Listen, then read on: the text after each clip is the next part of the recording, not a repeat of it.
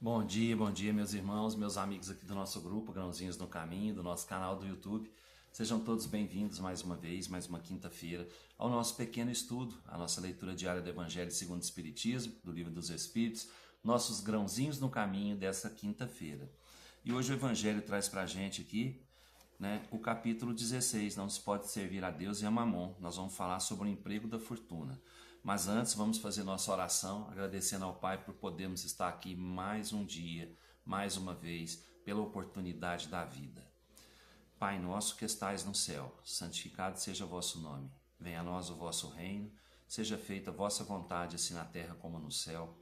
O pão nosso de cada dia nos dai hoje, Senhor. Perdoai nossas dívidas, assim como nós perdoamos os nossos devedores. Perdoai nossas ofensas, assim como nós perdoamos a quem nos tem ofendido. E não nos deixeis cair em tentação, mas livrai-nos de todo o mal, que assim seja. O emprego da fortuna.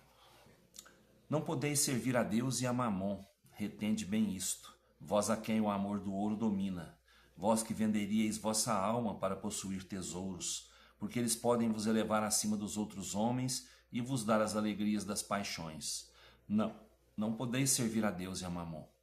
Se, pois, sentis vossa alma dominada pelas cobiças da carne, apressai-vos em sacudir o jugo que vos oprime. Porque Deus, justo e severo, vos dirá: que fizestes dispenseiro infiel dos bens que te confiei? Esse poderoso móvel das boas obras não fizeste servir senão a tua satisfação pessoal. Qual é, pois, o melhor emprego da fortuna? Procurai nestas palavras: amai-vos uns aos outros, a solução do problema. Aí está o segredo de bem empregar as riquezas. Aquele que está animado de amor ao próximo tem sua linha de conduta toda traçada. O emprego que apraz a Deus é o da caridade, não essa caridade fria e egoísta que consiste em derramar em torno de si o supérfluo de uma existência dourada, mas essa caridade cheia de amor que procura o infeliz, que o reergue sem humilhá-lo. Rico, dado o teu supérfluo, faze melhor, dado o teu necessário, porque o teu necessário ainda é supérfluo. Mas dá com sabedoria, não repilas o queixume com medo de seres enganado, mas vai à fonte do mal, alivia primeiro, informa-te em seguida, e vê se o trabalho, os conselhos, a afeição mesma não seriam mais eficazes do que a tua esmola. Espalha ao redor de ti, com o bem-estar, o amor de Deus, o amor ao trabalho e o amor ao próximo. Coloca tuas riquezas sobre um capital que não te faltará jamais e te trará grandes interesses, as boas obras. A riqueza da inteligência deve te servir como a do ouro. Espalha ao redor de ti os tesouros da instrução. Espalha sobre os teus irmãos os tesouros do teu amor, e eles frutificarão. Cheverus, Bordeaux, 1861. Gente, aqui Cheverus ensina pra gente, ensina não, ele lembra a gente, de que nós podemos usar a nossa fortuna, o que nós temos de melhor, em amando aos nossos irmãos. É só isso. Amai-vos uns aos outros. A caridade é amor, não é? E se nós usarmos esse amor para aliviar o sofrimento dos nossos irmãos, nós vamos estar fazendo uma grande caridade, Não só uma caridade material, porque muitos, na oportunidade da caridade, vão avaliar primeiro se é realmente necessário fazer essa caridade. Então o que Cheverus fala pra gente aqui, para ir atrás, para ver, a gente fazer a caridade primeiro, vamos fazer a caridade primeiro, vamos aliviar o sofrimento daquele próximo ali primeiro, e depois nós vamos lá averiguar o motivo dessa falta, o porquê que esse irmão nosso está precisando de caridade, está precisando de ajuda. Temos que procurar lá a fonte dessa necessidade, para ver se a gente consegue aliviar de uma vez esse sofrimento, para ver se realmente aquele sofrimento ali faz jus à nossa caridade. Então, primeiro alivia, primeiro ajuda, depois verifica. Às vezes ele está precisando não é só daquilo não, às vezes ele está precisando de mais coisas, às vezes ele está precisando de uma palavra amiga que o fortaleça, que o levante, né? Às vezes ele está precisando de um consolo, de um abraço, de uma palavra que possa fazê-lo se sentir vivo novamente, né? Então, o melhor emprego da fortuna é fazer o bem, utilizar essa fortuna para fazer o bem, não dar só migalhas. A gente pode dar as migalhas ali, certo? Mas pode dar um motivo para essa pessoa buscar dentro de si a força para se reerguer. A gente pode dar um emprego, né? A gente pode dar saúde. Vamos utilizar bem aquilo que nós temos e que nós podemos, né? Porque às vezes a gente tem, mas é o necessário. Mas aqui ele não fala para a gente dar do nosso necessário. Então, às vezes o nosso necessário também pode ser dividido. A gente pode ajudar com o nosso necessário também. Aí sim também essa pessoa que está recebendo essa ajuda, ela vai valorizar muito essa ajuda. Ela vai ver que essa ajuda não é humilhante para ela, né? Vamos pensar um pouquinho. Nós temos tantas oportunidades aí no dia a dia para a gente poder praticar esse amai-vos uns aos outros, né? Utilizando o que nós temos de nosso mesmo,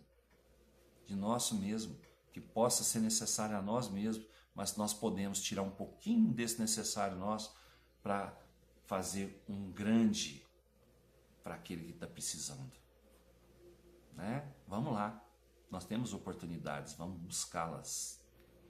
Não é esperar chegar um pedido na nossa mão, é avaliar a situação daqueles que estão ao nosso redor, tá bom? A gente está aqui hoje no Livro dos Espíritos, na última parte do livro, na conclusão, né? E aqui a gente vai ver o tanto que esse livro é importante, o tanto que a doutrina espírita é importante, né? A gente vai perceber pela conclusão que Santo Agostinho fez, que quem fez a conclusão do Livro dos Espíritos foi Santo Agostinho, pela conclusão que Santo Agostinho fez, o tanto que o ensinamento dos Espíritos mudou a humanidade e ainda vai mudar muito a humanidade, né? Então vamos ler um pedacinho aqui. Eu não sei se eu vou dar conta de interpretar, né? Mas eu vou ler um pedacinho para vocês aqui. Se eu não der conta, cada um interprete à sua maneira. Aquele que não conhece como fato do magnetismo terrestre, senão o jogo dos patinhos imantados que se faz manobrar sobre a água de uma bacia, dificilmente poderia compreender que esse brinquedo encerra o segredo do mecanismo do universo e do movimento dos mundos, o magnetismo. O mesmo ocorre com aquele que não conhece do espiritismo, senão o movimento das mesas. Nele não vê senão um divertimento, um passatempo de sociedade, e não compreende que esse fenômeno, tão simples e tão vulgar, conhecido da antiguidade e mesmo de povos semi-selvagens, pudesse se prender às mais graves questões da ordem social. Para o observador superficial, com efeito, que relação uma mesa que gira pode ter com a moral e o futuro da humanidade? A mesa que gira, gente, era no começo do Espiritismo. A gente lembra, né, nas questões aqui, né, que o Espiritismo começou com as manifestações através das mesas, né, onde se reuniam e perguntavam aos espíritos, de acordo com o movimento que a mesa fazia, para a esquerda, para a direita, que ela se movimentava, as questões eram respondidas. Mas todo aquele que reflete se lembra que na simples panela que tem fervido desde a antiguidade, saiu o possante motor com o qual o homem transpõe o espaço e suprime as distâncias. Né? Aí está falando aqui do vapor. Né? Pois bem, vós que não credes em nada fora do mundo material, sabei, pois, que dessa mesa que gira e provoca sorrisos desdenhosos, saiu toda uma ciência, assim como a solução de problemas que nenhuma filosofia pudera ainda resolver. Vocês entenderam, né? Que os espíritos trouxeram conhecimento à humanidade, trouxeram progresso à humanidade, né?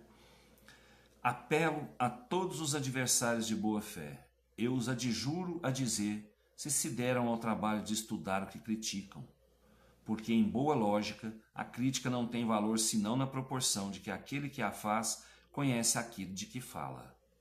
Zombar de uma coisa que não se conhece, que não se sondou com o escalpelo do observador consciencioso, não é criticar, é fazer prova de imprudência e dar uma infeliz ideia de seu próprio julgamento.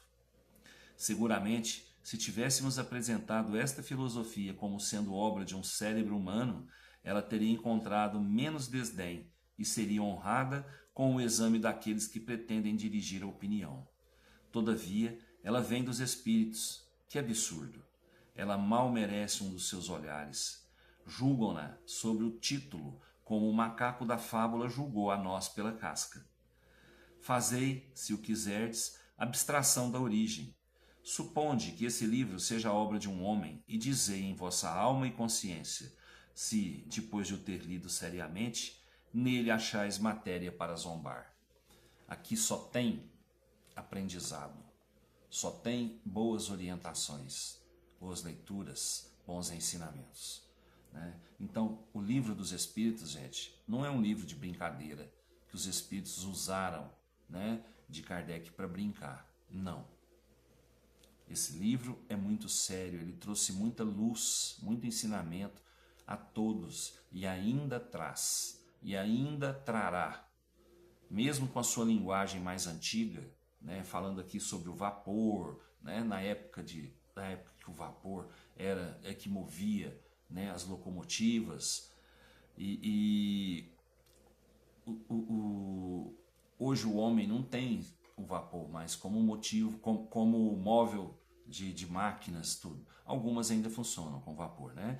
Mas esse livro aqui, ó, se a gente colocar aqui, atualizar, né, os termos dele, é um livro que ainda vai trazer muito conhecimento à humanidade. Então nós temos que agradecer muito aos Espíritos, né, por terem permitido a Kardec escrever esse livro aqui. Não só esse, como todos os outros livros de ensinamento da doutrina. Né? E esse livro serve muito para, até não é só para a doutrina espírita, é para todos os espiritualistas. Todos os espiritualistas. Esse livro aqui traz muita informação para nós todos. Então nós vamos continuar, né, todo dia aqui, dar mais uma lidinha na conclusão de Santo Agostinho. Peço a todos aí que me ajudem nos comentários, né? Tem gente aí que tem muito mais conhecimento do que eu, e eu estou aqui tentando ajudar. Então vamos lá, vamos cada um fazer nossa parte aqui para ver se a gente consegue ir entendendo, né, o que os Espíritos querem dizer para a gente aqui nesse livro. Né? Muito obrigado por tudo, viu, pessoal? Muito obrigado mesmo por estarem acompanhando o nosso canal. Nosso humilde ensinamento, que a gente não sabe é nada. Né? A gente está aqui aprendendo junto com vocês. Fiquem todos com Deus, uma ótima quinta-feira para nós todos e até amanhã, se Deus quiser, e eu tenho certeza que Ele quer. Beijo no coração.